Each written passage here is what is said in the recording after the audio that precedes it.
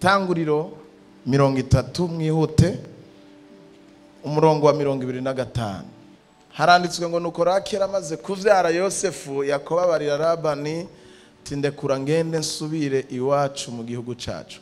Manzi ugeze nga ndaba hano mbabwire turiko turinjira mu gihe cy'umwuzuzo.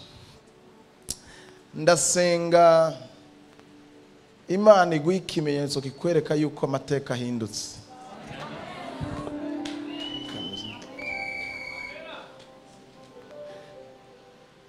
Ndasubiramo. Ndagusengera Imana yampamagaye muri iyi minsi turi imbere y'Imana, iguha ikimenyetso kikwereke ko ibintu bigiye guhinduka. Amina yanyu numva muri kumurabivuga mu gikizwa. Ni igikizwa. Mvuze amina y'igikizwa ni amina ya mazoea. Ndashaka wumva ico mvuze. Nubwo utovuga amen ariko ndashaka ko ibwina hawe habwirikana n'ahanje. Ndashaka kubumva mu mpemo. Erega turabumva. Sishaka ndasambuye amen y'igikizwa. Ndashaka amen yumvise cyavuzwe. Urabona twe duhagarara imbere musanga mwaramaze kutwiga ko style ku buryo nubwo no vuga igishinwa nka amen muco mvuga ngo amen kubera ukuntu musanga umwaribwiye ngo hari ikintu avuze cy'igitangaza nk'umwana ababwira nti mwese mwirabura na amen mugasanga mwese mwavuze ngo amen kandi harimo abinzobe. Urumva ndashaka ko dukuraho amen y'igirokore. Ndashaka amen yumvise. Amen bisobanura ngo nibibe bityo. Icumbwiye kimbere gityo. Icumbwiye kibe gutyo kunye. Uko nyene data kikubwiye uko nyene ugitanze niko ndagicakiye. Narimejeje kuvuga ngo semeni amen. Narimejeje kuvuga ngo Imana muri iyi minsi dusigaje kugira ngo twinjire muri fullness. Twinjire mu mwuzuzo. Ntiduheze ntidushikero 11. Papa taraguha ikimenyetso kikwereka yuko iwawe cyangwa ku nzira yawe ibintu bigira bihinduke.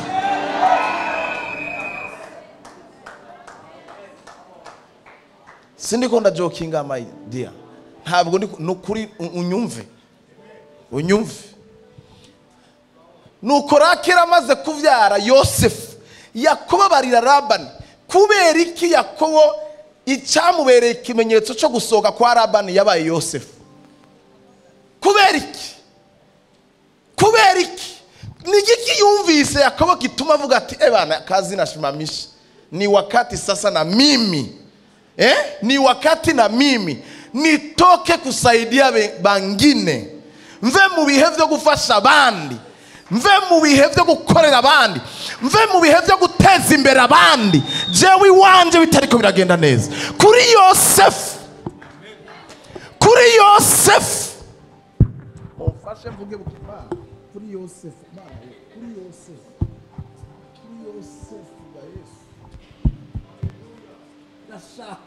Ndashaka wumve Yosefu wawe agukura agushiramwo revolt. Ndashaka uhabwe Yosefu akubwira ati enough is enough. Yaho vyakabereye iki gikushe kiri ku maso yanje kimaze aya mazoea ya kila mwaka maisha ni yale maisha ya badiriki. Ndakeneye Yosefu ambwira ko nanje amateka yanje agomba guhinduka. Uyu Yakobo yaramaze kuvyara avant Yosefu avuke yaramaze kuvyara abana 10. Mugabo abana bose 10 yavyaye nta mwana numwe yigeze amuha ikimenyetso cyo kumubwira ngo harageze kusohoka. Ndasenga Imana, my God, ndasenga Imana. Bwira mugenza bati hari ivyo data yakoze nukuri sindayishinja, hari ivyo yakoze. Nivyo narabonye Yuda, narabonye Naftali, nivyo narabonye Labani, nivyo hari ivyo nabonye. Ndiko navuga Labani fata ko ndiko navugira Yakobo. Mugara Yakobo avuga ati Yuda Reyubeni yaraje, Ribe yaraje, ibintu nivyahinduka. haraza Yuda ibintu ntivyahinduka, haraza Nafutali ibintu ntivyahinduka, haraza Dani ibintu ntivyahinduka, haraza Simiyoni ibintu ntivyahinduka, haraza Lewi ibintu ntivyahinduka. None ubu nibiki bisigaye ngo Rakeri ngo twarinda hageze kuvyara Yosefu. Yakobo aragenda abwira abarira, reka mabwira abo 10 ndakubwiye yabavyariye mu maso ya Labani. Mugu wa 11 amateka yarahindutse. Uwa 11 yaramubwiye ati sema muze, uyu wa 11 hasitamurelea kwako, hari ivyo ugira urongo utasubira kurerera mu maso y'umwasi wawe. Reka ndabisubiremo, hari ivyo datagira guhe uve mu maso y'umwasi wawe.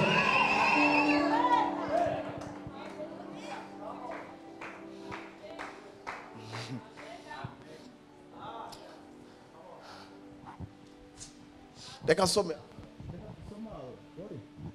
sha nuko soma nuko aramubwira ngo ndekura ngende subira iwacu mu gihugu cyacu. Kuri Yosefu ndakumbuye iwacu, kuri Yosefu ndakumbuye isezerano wansezerani, kuri Yosefu ndibutse ko hari ico nanje wambwiye, kuri Yosefu nibutse ko aranzosubira. Erega gusubira iwabo ntizari inkumbu z'umubiri. Oya, ryari isezerano Imana imwiyereka i Beteli. Yaramubwiye ngo iki gihugu usotse muri kurahunga uzosubira kandi ukigarukemo, uzosubira kandi ukizemo, kandi ukuntu ugiye si kuzogaruka, uzogarukana ubutunzi bukomeye. Imana igira iguha ikimenyetso kikwereka ko ubunyagano n'ubuzima buciriritse, ubuzima bugayitse, ubuzima bubishe, pandashuka reo bikobye kesho biko mubaya, ubwo buzima nta muntu agenda muri plenitude ngo agume ubuzima ari bwa bundi nyene.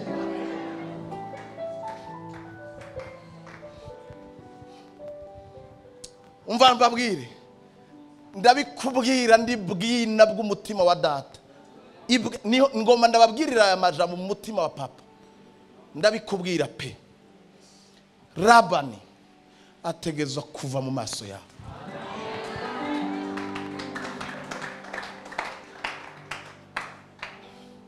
Mfise teme ivuga ngo kuri aya majambo, kwira abandike baze kwandika. Mfise teme ivuga ngo ivya Labani bibi igiye kubivunja mu ivyiza vya Yakobo. Kasubiremo, kasubiremo.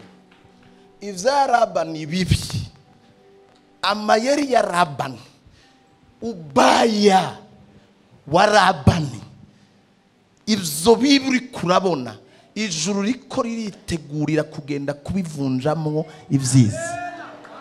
Nagira ndababwire gushikana ro 11 mutama mu ijuru agira tangure gukora akazi k'ubuvunjayi.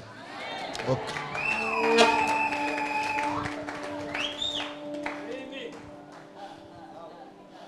Turi imbere y'umuvunja, bwira mugeza ati twaje imbere y'umuvunja.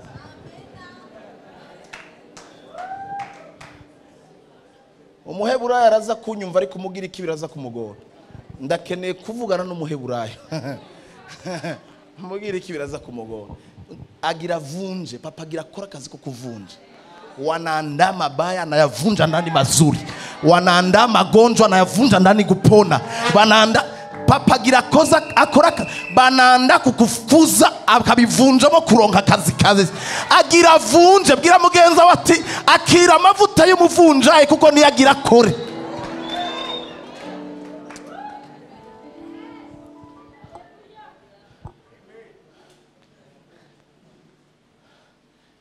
Ndashaka munyumvirize rero, some gama ngomba gusoma nkajana kuvuga. Reka rero soma rero, we subira rero iwanyu nguyu ngo subira iwacu mu gihugu cyacu, mpa abagore banje n'abana banje. Reka mabwire ikintu kimwe, Yesu ni wa bien sana. Mpa abagore Yakobo sigavise imvugo yarahindutse. Mpa abagore banje, mugabo yaje ari umuboyi, ari umukozi. Ubasigaye abwira patro nipatie babibi yangu, wake zangu babibi ni wanyokuru. Mpa abagore banje n'abana banje, abo nakoreye nigire kuko uzi ukuntu nagukoreye. Manuka. Labani aramwishura ati icombo kanezererwa kugumana naje. uragatsindwa araba sinzi ivyo wari warampaye imyaka 200 uzi imyaka 200 Yakobo yabwiye umwami Farawo ko yayigorewe kwa Labani. Yaramubwiye ati muri yaje umbajije ko Labani umwami yaramubajije Farawo ati ufise imyaka igahega muzee ariko agiye kuraba umwana wiwe Yosefu amaze kuba minisitiri ati una myaka mingapi? Aramubwiye ati mu myaka ngira ndakubwire ndakuramo 20 ni mwe 20 juu nimechoka 20 nimechokea kwa Labani. Labani yo ndiko ndakubwira Labani n'umuntu aprofita inyenyeri yawe. Mana wenda ivuza cyane numva inzigo nshaka kubikubwira n'inzigo. Labani n'umuntu akubona mu ikintu n'umuntu asipervisa wowe uri kuraruha. Labani n'umuntu uguma winjiriza urabyumva yitirirwa ivyo adakorera.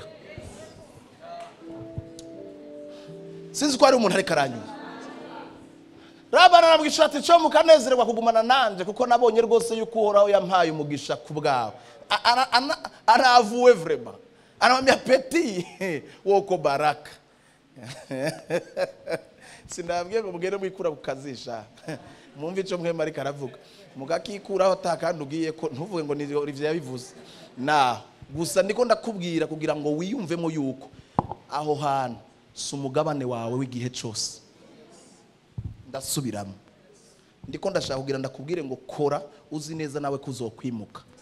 Namambwira abana banje muze mwumva iyo mvuga mwumve ningoga. Ndashaka munyumvirize igihe cyose Imana iri kirategura umuntu azokomera ejo imanza kumutwara kwifatanya n'uwakomeye.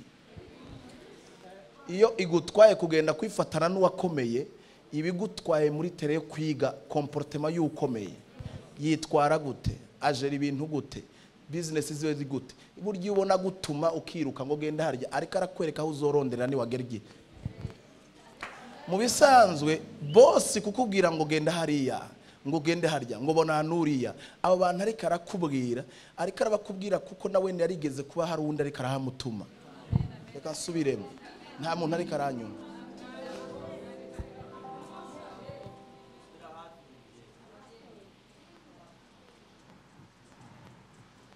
Sinshobora kugutumaho ntazi gusa urugeza ageze ko experience y'ikuntu ivyo biriko biragenda neza ifatiye ku kuntu yashoboye kwitwara neza ku wundi mu gihe kindi cuwo wundi yari karitwara. Reka ndabisobanure. Mu bisanzwe ntabwo yari question yo kuba umuzamu, yari question yo kwegera hazotwara.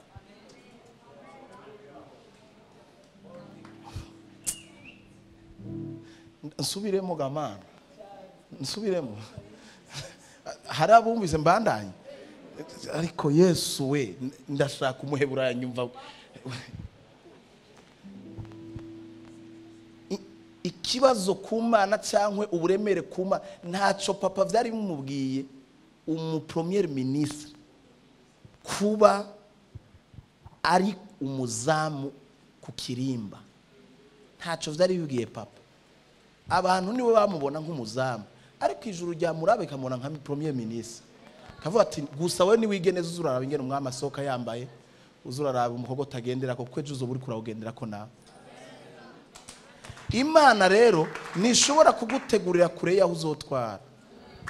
Yosefu ntiyari gutwarira ku kirimba cha premier ministre yateza gutwarira ku kirimba cy'umwami.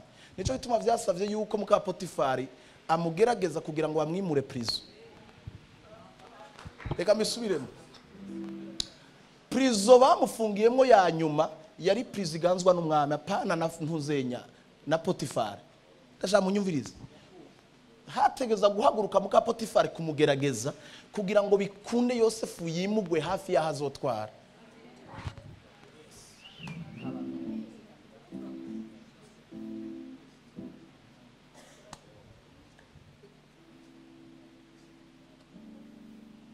Barezo muri komwe uri gutegurirwa mugani no kumenya aho utegurirwa. Nimba uri kwategurirwa mu kijuju uzuba ikijuju ugendana nande. Umuntu wifatanya nawe ageze kuki nimba ataca yimariye uragenda nawe ushaka iki gendana n'ufise ico yimariye kugira umwige kw'ikintu. Nta muntu yanyumvise. Wewe zuragendana n'ugenda kurondera marimari uzomaramara nawe mu maramarande marimari hari ntibishoboka. Ntushobora kugendana n'umuntu muraba za ntuzenya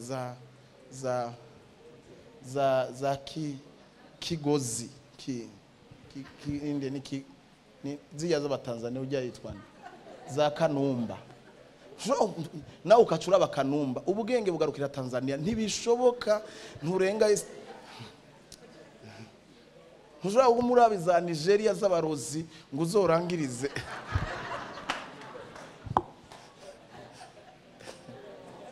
Kadusome sinema zote ni z'abarozi arafu ngo barabarandisha inyama mbisi none urabibiki nga.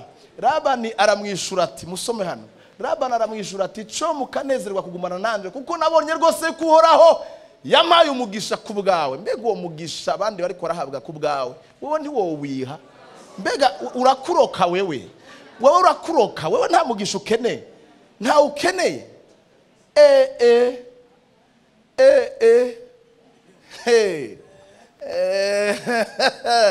Shusha para shusha rafiki yangu ati nchi subira hejuru turaba. Yampaye umugisha ku bwawe manuka rero umve. Labani ati ncira ingero nzokugerera. Labani iyo amaze reka mabwire reka mvuze Labani ko ndagiranye ishusho ya Satani. Satani yamaze kumenya yuko igihe cyawe kigeze yongereza umushahara.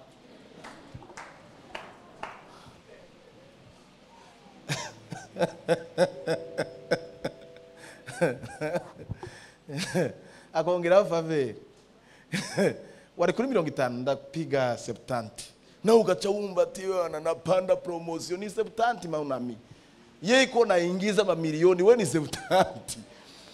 Ati ncira ingero nzokugera nanje nzoyitanga manuka. Aramwishura turazi ingene nagukoreye n'ukuntu nagendanye imikuku yawe. Umva muragizi yararusha kuko ivyo wari ufise ntaraza vyari bike. Ndabira mugenza wati uri inyenyeri cankwe uri erega uri ndabira mugenza turi inyenyeri uri inyenyeri. Habaye igihe cyo kubera umugisha abantu hakabaye igihe cyaho wibera umugisha. Je rero nazanye no kuvuga ngo harageze ko wibera umugisha. Igihe cyo kubera umugisha abandi kuko ibitotahi wawe. None Yakobo aramubwira ngo vyaragwiriye bibi bitayega kandi uhoraho yaguhaye umugisha uhereye aho nashize ikirenge nashinze ikirenge hose. None jeho nzokwirondera ryari ivy'urugo rwanje navyo. Ivi usikire vorte kweli.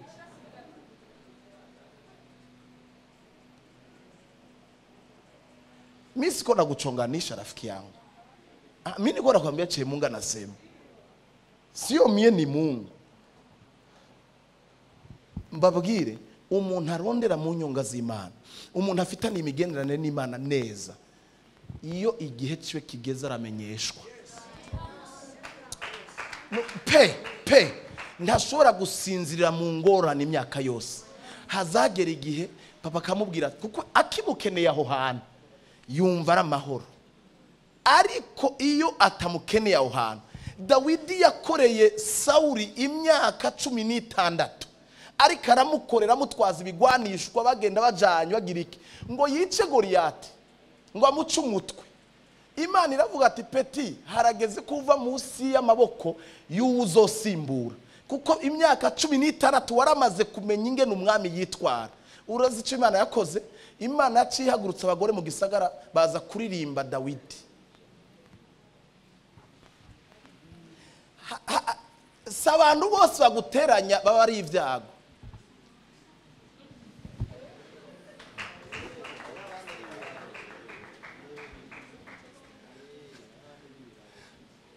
Hari abaza basugumwe n'umugambi w'Imana. Sinye n'urupangu wese akwirukana bafise umutima mubi. Hari igihe abona kunezerewa ako kazu hari uruzu. Kuko ivyo wari ufise ntaraza vyari nzorondera umuryango wanje ryari manura ndababwire manura. Aramubaza ati none no kugerera iki? sikia ibilisi, sikia ibilisi. Reka mbabwire ikintu kimwe, ndasubiyemo iki kintu. Biyo bibiriva ngo bene Isakari bari bazi kugenduza ibihe. Iri jambo reka kuryumva kuri bene Isakari nubwo wari umuryango umwe mu miryango 12. Va mu isezerano rya kera tuze mu isezerano rishasha. Yesu yigeze kuvuga ariko aratubwira twese abamwizera. Aravuga ngo mwebwe iyo mubonye ibicu byubitse ijuru, mumenya ko imvura igiye kugwa. Iyo mubonye hahindutse ibintu nk'ibi kirimi gahinduka, mumenya ko hari ikintu giye kuba. Ataravuga ati kuki abangize mudashobora kugenduza ibihe byo kugororoka. Reka bene nababwira ikintu kimamere data. Jewe igihe cyose Imana yagomba gukora ikintu gishasha, yarampa ikimenyetso. Mu izina rya Yesu, Satani nakuborese muri ivyo bintu. Nubwo umuganganiye ku kintu kimwe, hejuru yico hari ikindi kikiruta. Hari ikindi kikiruta. Mini likomaranya kabia munisame siko nazara umutu me arige mentalite up shetani ashatumariza yadufatiye nga. Hari umuntu nzi tangu ni kijana anabeba taxi ubageze Mutama Kongwe bibishanguka ngari ku taxi tena parking ire bari kuroga we ntumva ko Satani yakwishe imyaka kuva ari umusore arubatse aravyaye abana barakuze bararongoye parking ire kusisi Nyakabiga ya piri ku kicu. Nikuvuga ngo Satani yaramwumvishije atakarimbi kawe kare kuri taxi ifise irangi rya brand igera ntuzorabi ifise igera gusa.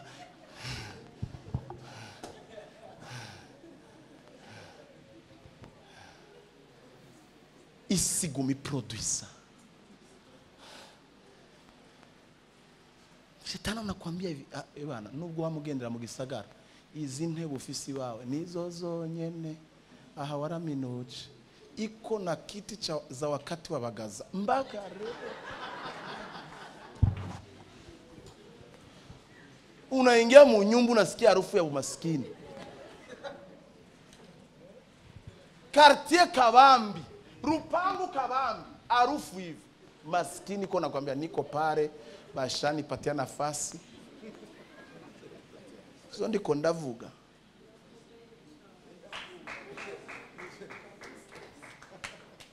Muiteguye ngo nzoreka kubivuga. Kiti ziko zinapiko kiti ziko na ziko hivi, zingine ziko hivi. Ziko zinatengenezewa kiti ziko hivi. Zingine zinacheka, zingine unaikara eko zinakunyosha miguru, zingine zinakumase. Meweye ungari kwa zile zingine Shetani anakuambia ni hizo hivi mpaka Yesu arudi hapo ushabariki. Karande amaborne y'umurwanizi. Uburimbi bw'umugwanizi bukubwira ati ebana we yapa wiza usivuki. We uri Shimei ugaranirwa mugisa ntiwo kwimuka uzitoki pare.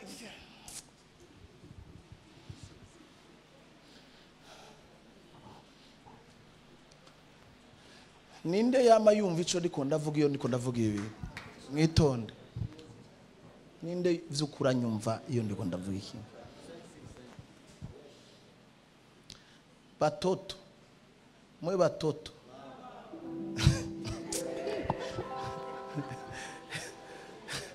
niko naambia batoto wenye mnapasha kujigobotora ku bazazi benu.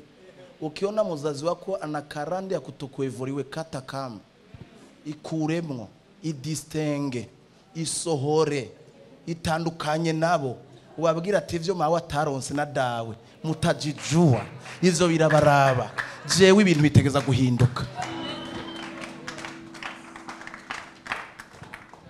Aramubaza ati none no kugerera iki? Yakobo aramwishura ati ntaco nkwatse, ndemeye gukomeza kukuragirira umukuku wawe. Sikia sasa deja hapa ukienda kutafuta nyuma mu bice vya 28 na 29 mzee wa mbinguni alikuwa shamari ni wagenda kuri 30 na 30 utasikia kwenye ibi byote benyarifanya ilikuwa ni strategy ya gatonda Imana ari yaheje kumubwira ati bigenze gutya na gutya aha rero kubera Yosefu yazananye umugisha w'impinduka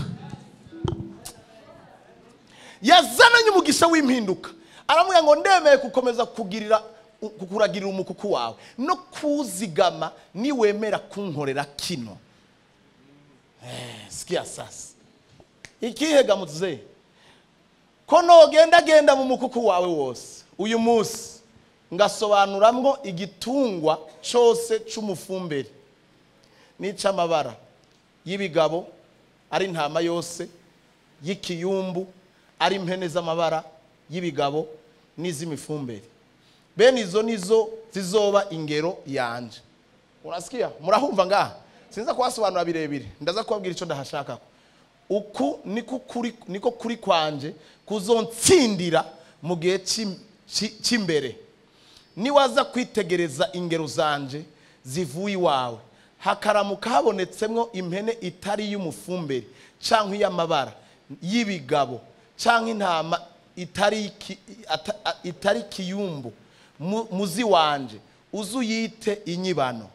Manake anamwambia weye mi nataka izifise amabara zose sivyo jewe nizo ngomba fata ngomba niwasanga idafise amabara y'umufumberi yose izoba nayikwivye ariko izo zindi z'amabara nzo afise zose nizi wanje. Ndashaka murabika ikintu rero kugira ngo mucumve neza. Rabana aramwishura ati ndavyemeye. Reka ndakubwira afatwe muhira umwasi yisange yavuze ngo ndavyemeye.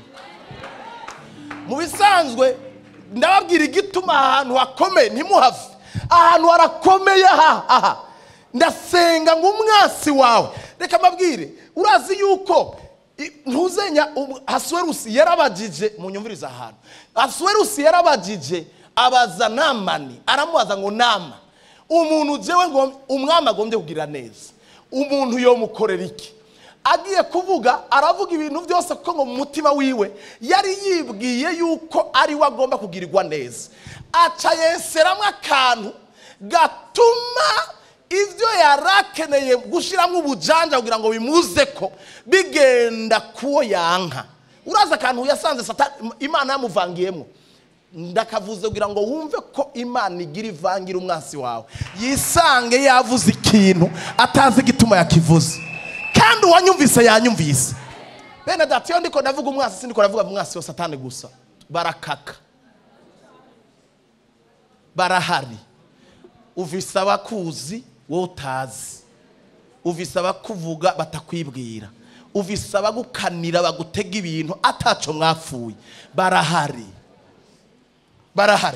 ndashaka kumva aramubwira ati urangije gukora ivyo bintu byose agendere ku ifarashi yawe agendere ku mwambike inyambara bami ufate impeta yawe ukunda ikomeye uyimwambike hamucurondera. Umviriza rero Imana iragize pa kuko Bibiri ivuga ngo abagomba kuzimiza muri Daniel abagomba kuzimiza isezerano ry'Imana izobazimirisha karimi keza niko Bibiri ivuga.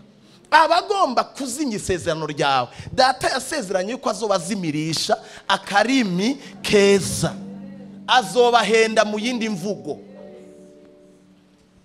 Mikaya yabwiye umwami aramubwira ngo ngiye mwiyereko mbona abadayimoni bahagaze imbere ya data wo mu ijuru bariko baravugana na data ariko arababwira ngo genda muhende urya mwami genda mumushuke. Muriko murumva hano ndiko ndakwega muriko murumva ivyo ndiko ndababwira hari abantu bagiye kwisanga bemeye bagende gukanguka mu nyuma. Bibiri ivuga ngo Farao yarabarekuye abarekura Imana yamutwaye ubwenge bamaze gusohoka ngo barikangura ngo mbe abantu bagiye he bagiye kwikangura twahafashe bagiye kwikangura wamaze kuduga bagiye kwikangura promotion yabonetse bagiye kwikangura basange uri kuri standard bitagikunda yuko bakugwanya. See a bit fire. Ndashamumviriza iki Rabana aramwishura ati ndavyemeye acashira kure akabijyara agasinya shako n'igikoma bize bibe nk'uko bivuze. Kubera iki akiri ya Labani yamubwira ati unajidanganya sana itunga nigi wanje peti woko mutumishi nivyo mu maso y'abantu ugaragara umuntu asanzwe ariko mu maso y'Imana Imana igiye kubumiza, Imana igiye kubereka. Ndabira umuntu wicanye umubwire ngo Imana iravuze ngo igiye kukuvuganira. Ndaba mugenzi umubwire ati Mungu atagutetea, si Mungu anageuka mutetezi wako. Imana ntigira igende kuvugira, ntigira ivuge mu mwanya wawe, ntigira iseruke mu mwanya wawe, ntigira ikora ikintu gishasha mu mwanya wawe. Ntiyabonye yuko udashoboye, ntigira ishobore mu mwanya wawe. Ninde ariko aranyumva, ntigira isinye mu mwanya wawe, ntigira ivivure mu mwanya wawe, ntigira kwinjirire aho utari kwinjira mu mwanya wawe. Bibe nk'uko uvuze. Manura sikia sasa ivyo Imana igira ivunje. Ariko Labani uburyarya munafiki mutana kuambia tuko pamoja, tuko sawa, usijari na kubari na muroho iko nasema si imona. Ariko Labani ahenga uwo munsi nyene, umunsi Yakobo yamubwiriye ko akora ico gikorwa, barasezeranye ko avyemeye ngo arobanura amapfizi y'impene y'ibibaba n'ayamabara y'ibigabo n'izivyara zose z'imifumberi n'izibigabo, impene yose y'ibara ryera n'intama zose z'ibiyumbu aziragiza abahungu biwe. Manzi ugumize nga unamusikia sasa ule bwana anasema sasa kipeti acha nigicheze nikizidia akili agiyafateza zindi zose Yakobo yavuga ko ari akeneye kurekipera azikuramwa musigira ifi siba za noire gusa zifise kurera imwe gusa ngo azihereza abahungu biwe ngo bagenda kuziragira. Manura baziragirira kure. Umviriza Manura ashira itandukaniro hagati yabo na Yakobo y'urugendo rw'iminsi 3. Unasikia agakamata ariko Labani ningo kuvuga ngo abarungika mu Buganda. Yakobo ari ngaha mu Burundi arungika abahungu be batwara Nairobi tiragirirayo arafu peti ni moreje kabari nguna bono mviriza aho hose mzee wa siku iko nangare asene hivi bwira mugenza umubwira ati mzee wa siku anabiona iko nangara hivi ona nangara anamangana tibeti uko mtu mudogo. Unapiga korosi ya Mbappe, ndapiga ya Messi. Mungu iko na mwangara hivi. Unafanya ya Cristiano, sawa, ndafanya ya Neymar. Ashiritando kaniro hagati yabo na Yakobo y'urugendo rw'iminsi 3. Nuko Yakobo aragira imikuku ya Labani isigaye. Shuka Yakobo ati inkoni mbisi. Iyo rero iyo nkoni mbisi, iyo nkoni mbisi siyo fimbo za zingine fimbo, vyari igicapo cyiyereko Imana yamweretse. Ndaguruye amaso yawe, umva, ndagusengeye amaso yawe yuguruke kugira ngo utangure kubona ibituma ubuzima bwawe bugira gute buhinduka. Benedati iyo tubabwira ko Imana ari itanga ubutore muze muravyumva ningoga. Imana ni itanga uburyo, ni itanga ama strategy inge n'ubuzima bwawe bwo hinduka. Mungu Imana igendera Yakobo iramubwira ati ugende gukata inkoni, hama iyo nkoni ni wayikata uyitonore uzurahengera. Umviriza mbisi zitwa imirebeni, nizitwa shakedi, nizitwa imyarumoni, ariko muze wa siku iko nigangi kweli na fimbo. Anamwambia na majina ya fimbo, ntuzopfe gutoragura ibyo ari byo byose. Hari igihe utora inkono ugasanga niyo bazogutikurisha azica ko amabara yera asa n'imisengo agaragaza ahera himbere ku nkoni. Manuka ashira izo nkoni yaciye ko amabara imbere y'imikuku ku migende no ku ngomero aho imikuku iza kunywera, kandi iyo zije kunywa zaca zima umviriza umva ariko rero ndashaka akantu bakumve uko bahava bibaza ngo ngumye mvuga ngo ni Imana yabimubwiye sivyo sishaka kuja nta mwanya mfise kandi ndahejeje. Yakobo aya majambo mugende mubandanye igice ca 31 na 32. Yakobo agiye kubwira abagore biwe ko basohoka kwa sewe bagende, niho yabasigura ingene vyagenze. Ibi vy'inkoni n'ahantu hayitereka n'ingene babigenza ni papa yabimweretse mwiyerekwa. Umviriza nimba maso yawe atamaraba inkumi gusa nabona Imana rino joro.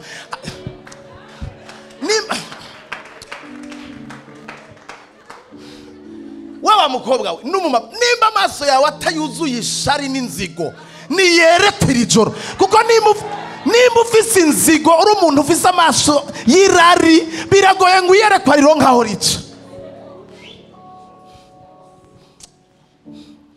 Abantu mugendana n'Imana, abantu muhagaze neza, nibuce mwiyerekwa Imana ibereke ibikenewe, ibereke. Aba n'abagabo bagendanye n'Imana, n'abagabo bakuriye mu mahema y'Imana, n'abagabo bahagaze ku cyo Imana yavuze, bahagaze ku isezerano. Biroroshe cyane iyo ufitaniye imigenderanire n'Imana. Sishaka kubaryosha gusa ngo bigiye guhinduka, byose bifatanye n'imigenderanire. Mwebwe wowe uko tu na janzigo shari ngutere ngurerekwa wiyerekwa iki? Raba imirazi ntibishoboka. None tureke kubabwira ukuri, tubabeshe, mutumishe tubadanganye. Haiwezekani mutama mwodiringa idiri gute mudafitaniye ubucuti? Muradiringa gute? Mwokora idiri na muzehe gute? Uri umwasi wiwe, wokeneye kwa gukuriraho umwasi nawe uri umwasi gute?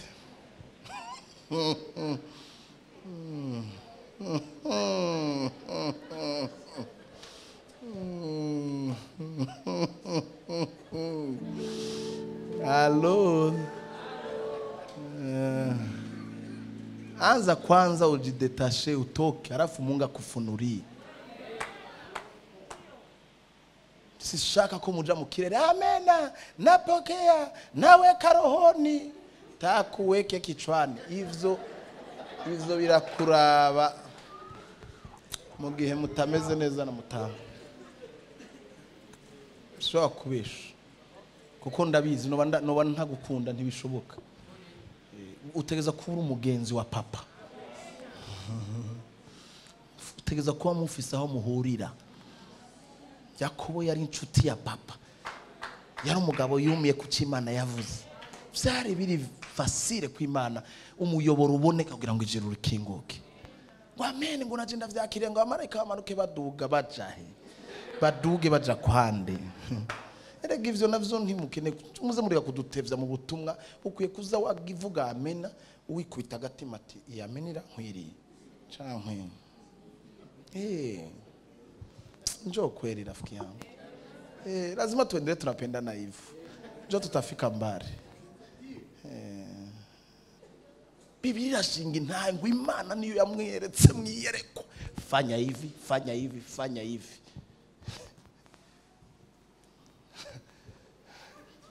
Kera ntaritandukanya n'Imana baravuga ngo ijwi ry'Imana ngo mfugara gose nkabona ibintu bitukura. Urana iyo ugayega nabona ibintu urana bya bintu bigucaho kwera waruhishije amaso. Dibitukura ko ravuze nkaca mvuga ngo ihava inseruka ko ndayibone nkaru nkasanga nivyo nibwira rimwe nayo mukazona ari ubona ibintu ukabona ari ibintu vy'igifungu ati ndamubonye mu gifungu siwe nta bintu si ibintu byo kwikanira mufitana imigendanire ni pampa ni TikTok.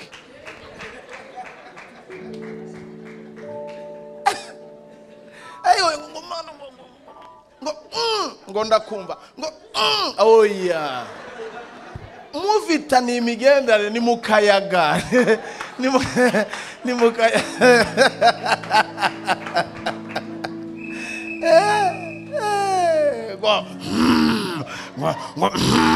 umusikia roho ya simba. Nta roho ya simba, ni roho ya upendo wa kondoo. Biba vyoroshe ufitana imigendanire nuko uwundi nawe ngo ntibishoboka, ntabwo ari ibintu by'ingurube, ntibishobora gupasa.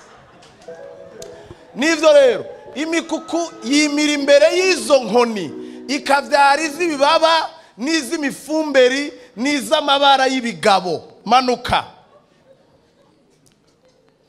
Izivutse Yakobo yazishira ukwazo.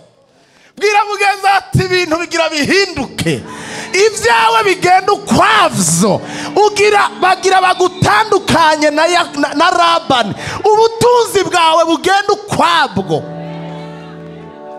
Izivutse agaterura agatwara ukwazo. Shuka chini, Yesu niwaambie kweli. Mwambie mwenzako mambo yanabadilika rafiki yangu. Mazi mikuku akaibangurira iz'ibibaba n'iz'ibiyumbu zose mu mukuku wa Labani. Bikure. Agashira imikuku yiwe ukwayo ntiyisukiranye n'iya Labani. Ntayisukiranye n'iya Labani. Manuka. Kandi uko inziza zo mu mukuku zirinze, Yakobo yashira za nkoni imbere y'umukuku ku migende kugira ngo zizimire hagati y'izo nkoni. Reka mbabwire ikintu, Imana igira gutegera umugisha. Ntabwo vyabaye umunsi umwe. Imana yageze igihe iramubwira ati we tega mutego utoke pale. Ukuna kia tuchukue wenye mutego umeshika. Umenisikia? None hivyo wajua Imana igushirira akamashu k'inote. Wowe ukazuraza gusuka harura. Kafashwe kakira ko kamashuri. Umviriza. Ndahejeje za nkoni imbere y'umukuku ku migende kugira ngo zimire hagati y'izo nkoni. Manuka mpeze. Ariko iyo zibaye mbi ntazishireho, bituma mbi zibiza Labani, inziza ziba iza Yakobo. Manuka arakantu nkeneye. Uwo mugabo rero vuga ngo jewe. Aha rero imvugo ya Labani iraheze. Erega aha amanyama yari yaheze. Bagira bavuge rero uwo mugabo rero tuvuze uwo mugabo nimusha subira inyuma manze mu kumenya uburemere bw'ivyakoretse. Manza wibuka uwo mugabo yarinde mu mwanya uheze, kugira ngo ubone ko amarira yorarira umuntu mu gatondo impundo zikavuga.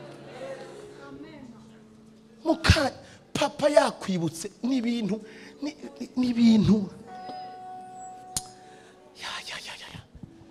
uwo mugabo agwiza itunga cyane. Umviriza, agira imikuku myinshi n'abatungano b'abakobwa n'abahungu n'ingamiya n'indogoba. Umviriza, manuka genda kuri 31.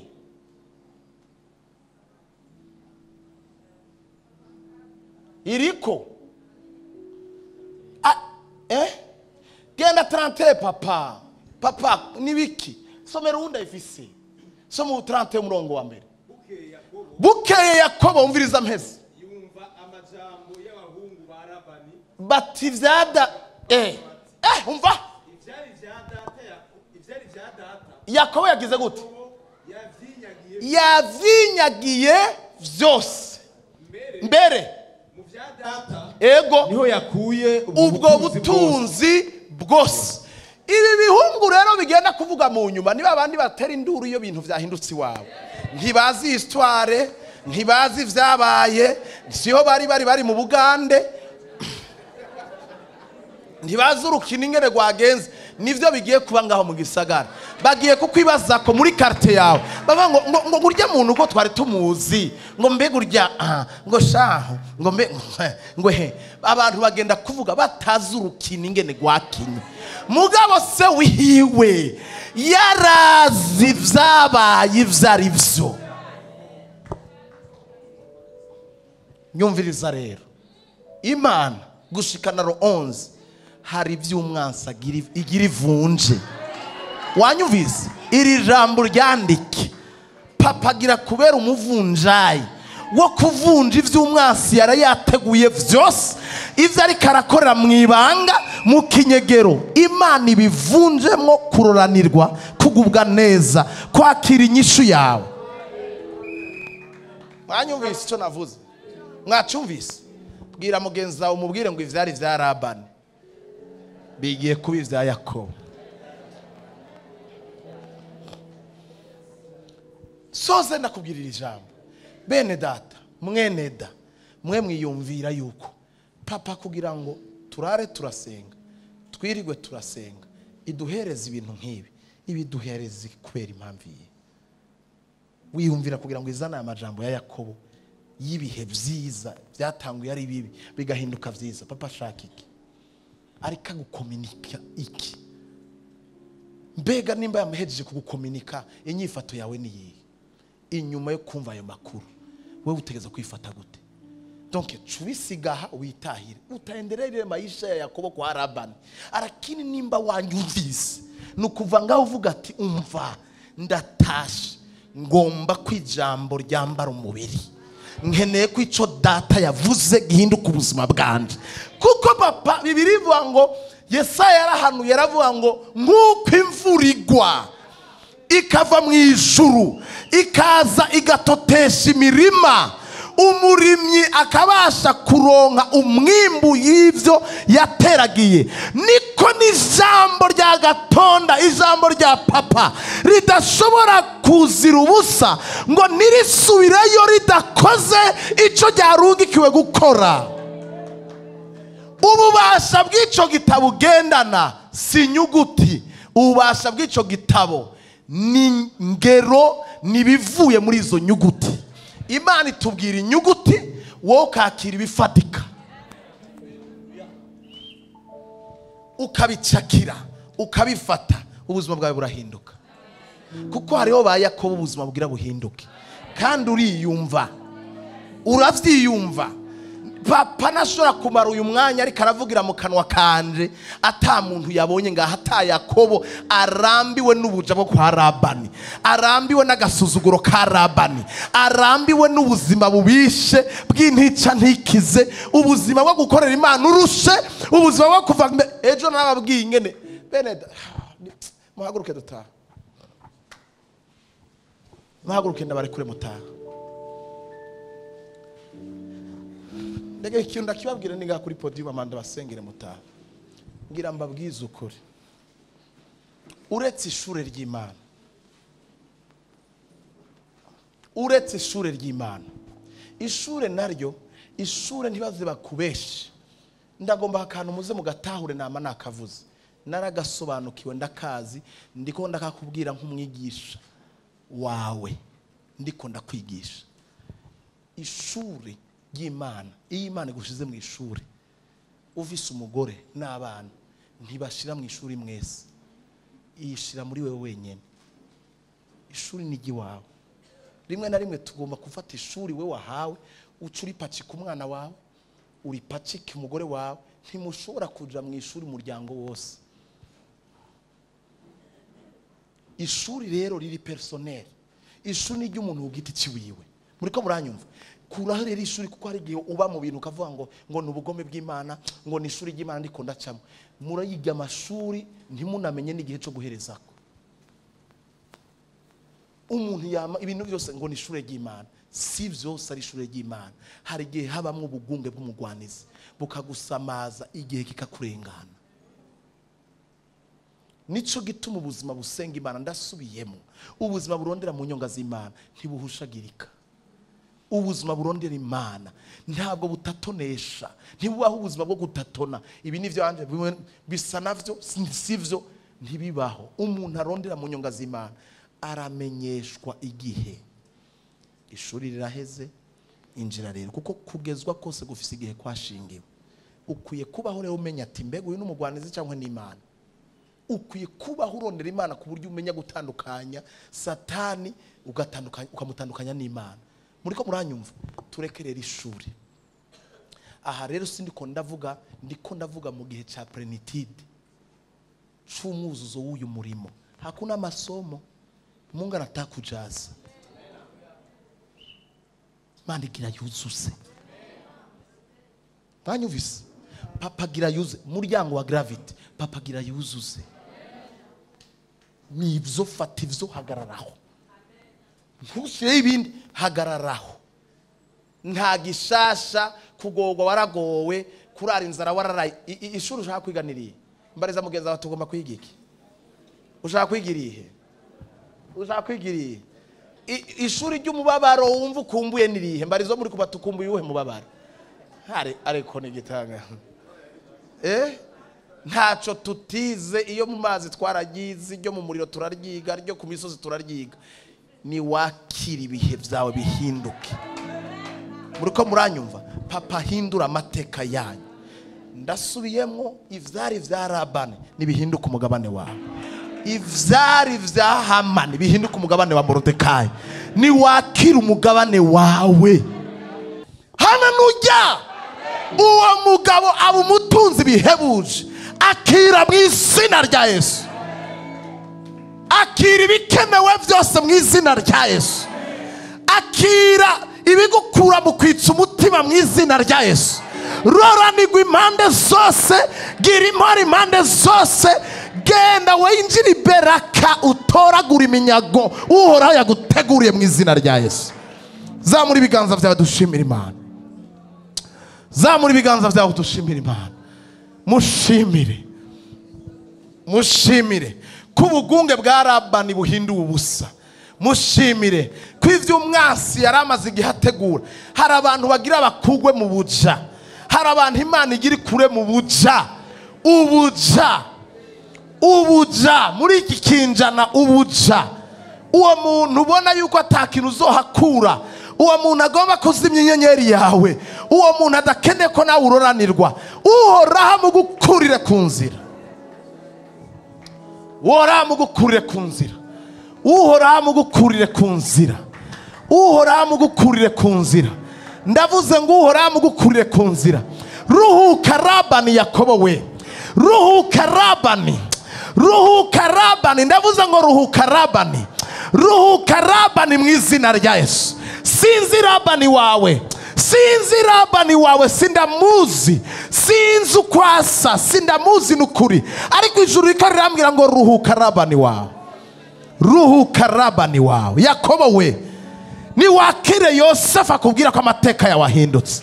Akira Yosefu wawe akubwira ati yarageze ko soka.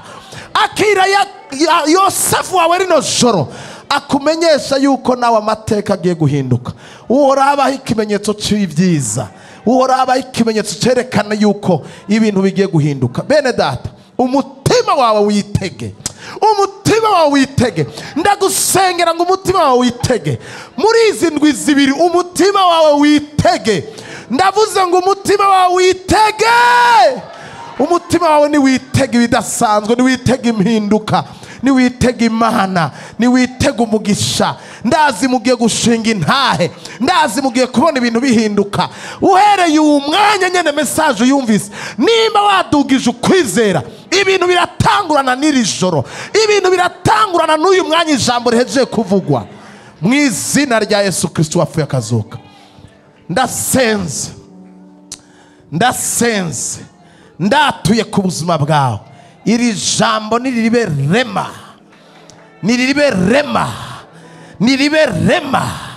Niribe rema. Niribe rema. Uhora aryambika umubiri, aryambika imitsi, arishiremwo impwemo, arigirira ifadika, rive mu mpwemo ryambara umubiri. Ubona ijambo rigukorera, ubona ibintu bihinduka. Ndashaka intahe zikomeye zisamirane muri iki kirere cya Bujumbura. Uhoraho kugira umutunzi. Ndavuze ngo uhoraho kugira umutunzi. Ndasubiyemo ngo uhoraho kugira umutunzi. Ndavuze kandi ngo uhoraho kugira umutunzi. Ndavuze ngo ubu umutunzi. Wewe ntuzova hano munsi y'izuba. Wewe ubutaka ntibuzokwakira utagize izina ryitwa umutunzi. Utegeza gutunga utunganirwe. Utegeza gutunga utungisha abandi. Ndatuye uwo mugisha kuri wewe. Kuri wewe. umutunzi. Mbakuyemo icyiyumviro kibabwira ngo nivyo, ngo nubwo je ntazobibona ngo abana bazoyibona ni sawa. Si ivyo ndiko ndavuga, ndiko mvuga wewe. Si ndiko ndavuga abana, ndiko mvuga wewe. Utegeza kuba umutunzi kuko ni isezerano, kuko n'umugabane wawe n'ivyo Imana yateguye. Utegerezwa kuba umutunzi mu izina rya Yesu. Aturana nanje uvuga ngo nduwo hejuru, kizire kuba uwo hasi. Kandi ayo majambo sinkiyakeneye mu mpemu, nshaka mbeko bayamboneko. Sinkiri umurizo, ndi umutwe. Kandi aya majambo sinkiyakeneye mu mpemu, bayamboneko. Ndi uw'imbere, sinzigera mbi w'inyuma. Kandi aya majambo sinkiyakeneye mu mpemu, bayamboneko.